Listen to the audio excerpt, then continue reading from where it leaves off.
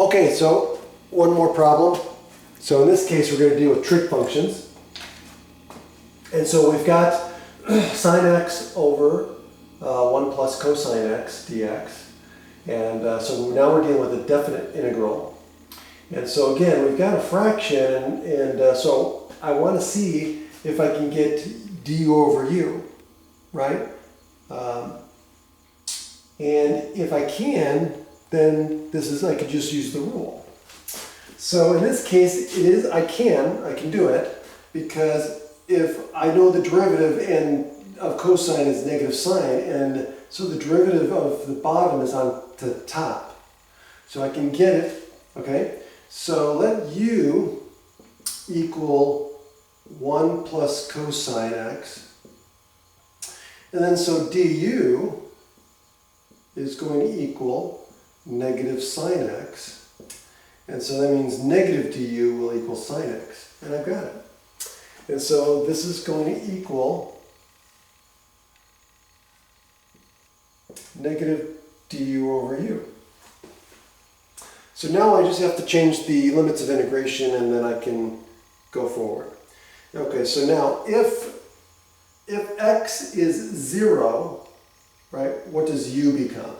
If x is 0, this becomes 2. Right, because the cosine of 1, or excuse me, the cosine of 0 is 1. And then what if I go to pi over 2? Okay, so if I go to pi over 2, what does my limit of integration become? Well, what is cosine of a 90-degree angle? Okay, this is going to be 0. So we get 1. And now all I have to do is now integrate. So it's going to be negative.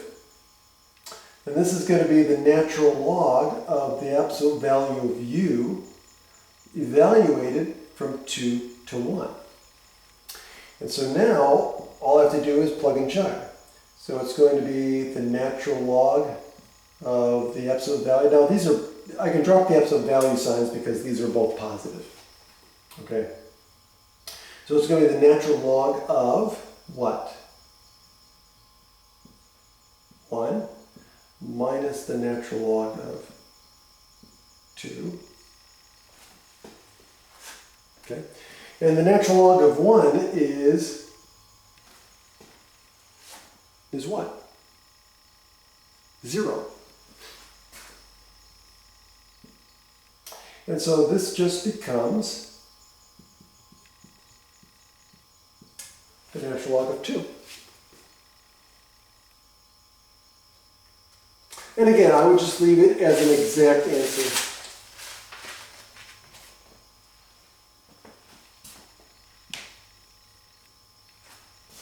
Okay.